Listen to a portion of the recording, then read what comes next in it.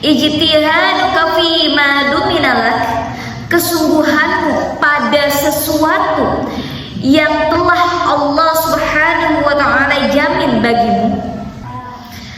Wa taqsiruka fima tuliba minka, dan kelalaianmu pada sesuatu yang Allah Subhanahu wa ta'ala tuntut darimu.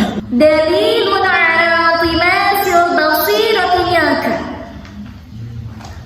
itu merupakan bukti atas lenyapnya basirah yang ada pada dirimu. Penjelasannya adalah kemarin sudah Ana sampaikan. Ketika seseorang berada di maqam kasab, seseorang yang berada di maqam untuk berikhtiar meraih sesuatu, meraih rezeki, maka lakukanlah untuk meraih cita-cita, meraih rezeki tersebut dengan cara yang baik dan halal. Kemarin santri ikhwan belum tahu ya tentang bab sebelumnya. Ketika kita mau meraih sesuatu, meraih cita-cita, meraih rezeki, lakukan hal tersebut dengan cara yang baik dan dengan cara yang halal. Jangan sampai kita melaksanakan sebab atau proses dalam meraih sesuatu tersebut dengan cara yang haram. Misalkan seorang suami, iya betul dia melaksanakan kewajibannya dalam mencari nafkah untuk menafkahi anak istrinya, tapi dia mencari nafkahnya dengan mencuri misalnya, atau korupsi. Atau santri dan santriwati ketika menuntut ilmu, meraih cita-cita, menginginkan ilmu yang berkah, tapi dalam menuntut ilmunya melakukan kemaksiatan, gosok ini sering sekali ya. Biasanya ini kayak seolah-olah tidak berdosa. Benar gak? Sabun tealah, kok sendal ya? Sendal apa lagi? Nah itu dapat menghalangi keberkahan ilmu. Jadi hati-hati ya, santri dan santriwati, hati-hati dalam hal tersebut. Kita itu kalau bisa kita tuh harus tahu dulu ini boleh tidak sama temennya dipinjemin gitu.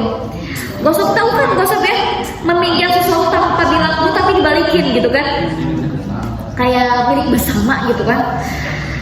Tapi sebenarnya hal tersebut adalah perbuatan dosa. Santri dan santriwati tidak boleh melakukan hal tersebut jika ilmunya ingin berkah. Kemarin sudah Ana sampaikan, ketika seorang menuntut ilmu tapi melakukan kemaksiatan, maka hal tersebut dapat menghalangi daripada keberkahan ilmu. Al-ilmu nurun wa nurullahi la yudagwas. Ilmu itu adalah cahaya, dan cahaya Allah tidak akan sampai kepada orang-orang yang bermaksiat. Jangan sampai nih, kita hati-hati ya dalam menuntut ilmu ya. Kita kan ingin meraih cita-cita, kita ingin meraih ilmu yang berkah. Dan supaya ilmu kita berkah, keluar dari pondok pesantren, insya Allah menjadi orang yang sukses. Kalau kita berhati-hati dalam menuntut ilmu, jadi hati-hati ya sayang. Wah, kalau misalkan ya seseorang meraih dunianya sungguh-sungguh luar biasa, padahal dunia udah dijamin sama Allah. Dunia telah Allah jamin, tapi terkadang manusia tuh semangatnya luar biasa pas waktu meraih cita-citanya, pas waktu bekerja meraih rezekinya luar biasa semangatnya, luar biasa kerja kerasnya, tapi dia melalaikan kewajiban yang telah Allah perintahkan.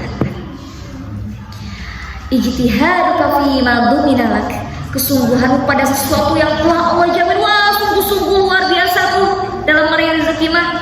Wa taqsiruka fima tuliba minka, tapi kamu lalai dalam sesuatu yang telah Allah wajibkan untuk meninggalin sholat misalkan. Jadi nanti santri santriwati misalkan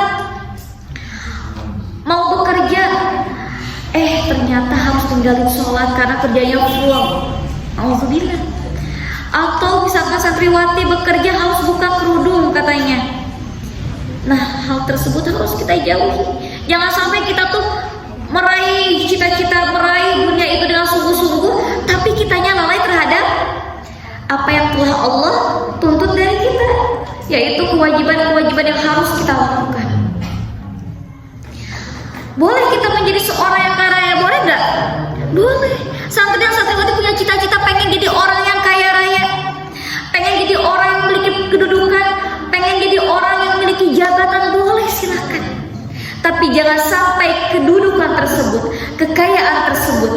jabatan tersebut, menjadikan hal tersebut ada dalam hati kita dan melalaikan diri kita kepada Allah.